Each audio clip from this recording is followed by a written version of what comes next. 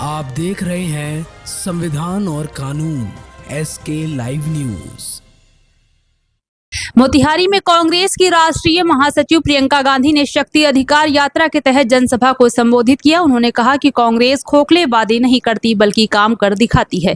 प्रियंका गांधी ने जोर दिया है कि हमारे पूर्वजों ने सत्ता के लिए नहीं बल्कि शिक्षा, विकास और अधिकारों के लिए लड़ाई लड़ी थी।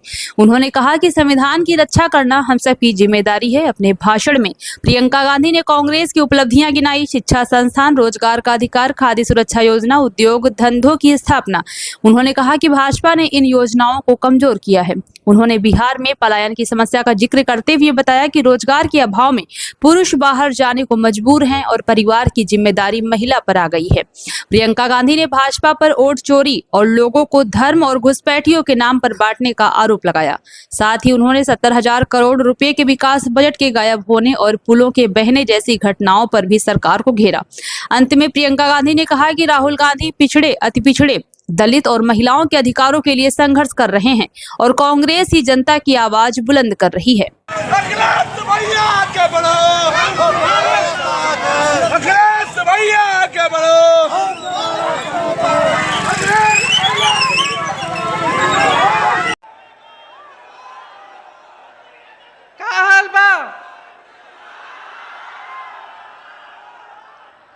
हाल बदलने का समय आ गया है। अब बहुत संघर्ष कर लिया है आपने, अब बदलाव का समय आ गया है। बदलाव लाओ। देखिए, ये जो आपकी धरती है, ये हर भारतीय के लिए सबसे पवित्र धरती है, सबसे पवित्र धरती है। इसका शायद आपको एहसास न हो, लेकिन बाकी पूरे भारत को एहसास है। सब जानते हैं कि चंपारण क्या है। आप यहां रहते हैं, आपका अपना स्वाभिमान होना चाहिए, एक आत्मविश्वास होना चाहिए कि यही धरती है जहां से महात्मा गांधी ने इस देश की स्वतंत्रता का संग्राम शुरू किया। इस धरती को पूरा भारत नमन करता है और आज यहाँ खड़े हुए मैं भी नमन करती हूँ, आपको नमन करती हूँ, जिनके पूर्वजों ने एक ऐसा आंदोलन खड़ा किया कि महात्मा गांधी जी के कानों तक ये बात पहुंची कि चंपारण के किसान आंदोलन कर रहे हैं ब्रिटिश साम्राज्य के खिलाफ, अंग्रेजी साम्राज्य के खिलाफ। आप झुके नहीं, आपके पूर्वज झुके नहीं, पीछे हटे नहीं, खड़े रहे। महात्मा गांधी जी यहाँ आए और उनके साथ साथ उनसे सीखकर, उनकी बातों को समझकर एक ऐसा आंदोलन खड़ा किया महात्मा गांधी जी ने जो विश्व भर में मशहूर हुआ। वो पहला ऐसा स्वतंत्रता आंदोलन था जिसने किसी का खून नहीं बहाया, जो हिंसा के द्वारा नहीं किया गया, लेकिन अहिंसा, सत्य और प्रेम द्वारा ये हमने स्वतंत्रता जीती और ये महान देश बनाया जिसको पूरा विश्व देख के कहता है कि ये देश महान है। और ये देश महान क्यों है? इसके लिए बहुत सारी अलग अलग वजह है, लेकिन मुख्य वजह यह है कि इस देश की स्वतंत्रता से लेकर अब तक इस देश के एक एक वासी को, चाहे वो दलित हो, चाहे वो अति पिछड़ा हो, चाहे वो महिला हो, चाहे वो गरीब हो, चाहे वो अमीर हो, चाहे वो प्रधानमंत्री हो, चाहे सड़क पे कुछ बेचता हो, चाहे वो मोची हो, चाहे वो माली हो, सबको एक अधिकार मिला और वो अधिकार था अपनी सरकार को चुनने का अधिकार, अपने वोट का अधिकार।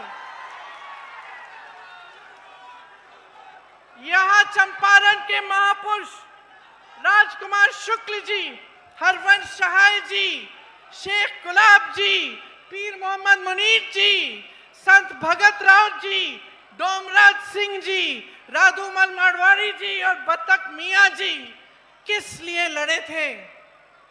किस लिए लड़े थे? सत्ता में आने के लिए लड़े थे। मोदी जी और अमित शाह जी जैसे गद्दी पे बैठने के लिए लड़े थे। आपकी स्वतंत्रता के लिए लड़े थे। आपकी इस धरती के लिए लड़े थे। आपके उस महान संविधान को बनाने के लिए लड़े थे, जिससे आपको वोट मिला, जिससे आपको अधिकार मिले, शिक्षा के जो अधिकार मिलते हैं आपको, जो रोजगार के अधिकार मिलते हैं, विकास का जो अधिकार है,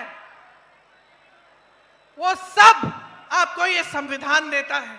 और इस संविधान के लिए ये लोग लड़े, मरे, शहीद हुए, इनका खून इस जमीन में मिला। इसीलिए आज जब हम इस मंच पे खड़े होते हैं और जब आप यहां आते हैं हमारी बातों को सुनने के लिए, आपको पूरा एहसास होना चाहिए कि चंपारण ने इस देश को क्या दिया है,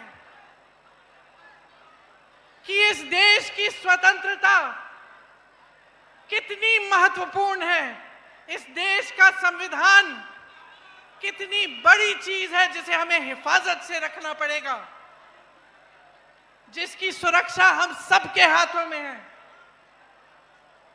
देखिए, इतनी बड़ी लड़ाई लड़ी गई, ये आपके अधिकारों की लड़ाई थी। और उसके बाद ये लोग कहते हैं ना, भाजपा के नेता, कि 70 सालों में क्या हुआ। कहते हैं ना कि कांग्रेस ने 70 सालों में क्या किया, इन अधिकारों को मजबूत बनाया।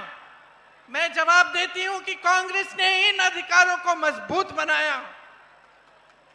आपके वोट को मजबूत किया, आपकी शक्ति को मजबूत किया, बड़े बड़े उद्योग बनाए, शिक्षा के संस्थान बनाए। जब कांग्रेस का राज था बिहार में तो कितने बड़े बड़े संस्थान बने, कितने बड़े बांध बने, कितनी सड़कें बनी। ये समाज एक शिक्षित समाज था। आईएएस, आईएफएस में यहां से सब लोग जाते थे। आज क्या परिस्थितियां हैं? आज परिस्थितियां ये हैं कि यहां रोजगार नहीं मिलता। भाइयों और बहनों, मैं देश भर में घूमती हूं। हिमाचल प्रदेश में मेरा घर बन रहा था, मजदूर कहां के थे? मजदूर कहां के थे बताओ? दिल्ली में जितनी भी इमारतें बनती हैं, मजदूर कहां के हैं? साउथ में मैं केरल से आई हूं। केरल में मैं सड़क पे चल रही थी, मैं रुकी, मैंने कहा तुम खोद रहे हो? कोई आदमी एक मजदूर खोद रहा था सड़क को। मैंने कहा भाई कहां के हो? कहां का था बताओ? सारी की सारी जनता पलायन करके बाहर जा रही है। यहां एक रोजगार नहीं छोड़ा, एक रोजगार नहीं छोड़ा आपके लिए। अभी मैं महिलाओं से मिलके आई हूं, बताती है कि सब तो पलायन करके चले गए, हम यहां अकेले संभाल रहे हैं अपने घरों को, हम कमाते भी नहीं हैं। आशा वाली महिलाएं थी, आंगनवाड़ी की महिलाएं थी, जीविका की महिलाएं थी, कहती हैं दीदी हम कमा ही नहीं सकते, हम 8 से 10 घंटे काम करते हैं। कोई रात को फोन आया कि डिलीवरी है, हमें जाना पड़ता है। कोविड कोरोना के समय हमने सारा काम किया, अपनी जान को हथेली में रख के काम किया, लेकिन हमारी कोई सुनवाई नहीं है, हमारा कोई सम्मान नहीं है, हमारा कोई अधिकार नहीं है आज के बिहार में। तो मैं आपसे पूछना चाहती हूं कि आज का बिहार, यहां पे किसका राज है 20 सालों से? बताइए किसका राज है? वोट चोरों का। मैं तो कहने वाली थी भाजपा नीतीश जी का है, आप कह रहे हैं वोट चोरों का है। आपने मामला पकड़ लिया। मामले की निचोड़ समझ गए आप। देखिए के लिए तैयार हो। असली देशभक्त सुनिए, असली देशभक्त चोरी से सत्ता में नहीं आते। असली देशभक्त आपको झूठे वादे नहीं बोलते। असली देशभक्त सिर्फ वोटों के लिए जनता से संपर्क नहीं रखते, लगातार जनता से संपर्क रखते हैं। तो नियत समझिए, राहुल जी सामाजिक न्याय के लिए लड़ रहे हैं। जो अति पिछड़ा वर्ग है उसके लिए लड़ रहे हैं, पिछड़े वर्ग के लिए लड़ रहे हैं, दलितों के लिए लड़ रहे हैं, महिलाओं के लिए लड़ रहे हैं। क्यों लड़ रहे हैं? क्योंकि वो समझते हैं कि जितने भी बलिदान दिए गए, चाहे महात्मा गांधी जी का हो, चाहे हमारे परिवार के पूर्वजों के हो, चाहे आपके पूर्वजों के हो, वो सब इसीलिए ही दिए गए थे, इस न्याय के लिए कि सबको न्याय मिलना चाहिए। इसीलिए जो कांग्रेस पार्टी आपके लिए इस चुनाव में काम करना चाहती है, चुनाव के बाद अगर सरकार में आती है, उनको समझना बहुत जरूरी है। बड़ी बड़ी बातें करना आसान है भाई और बहनों, लेकिन असली काम करना आसान नहीं है। और कांग्रेस पार्टी ने आपको ये काम करके दिखाया है। आपको मालूम है कितने बांध, कितने पुल बने थे यहाँ कांग्रेस के जमाने में, और पिछले 3 सालों में आप बता सकते हैं कि बिहार में कितने पुल ढह गए?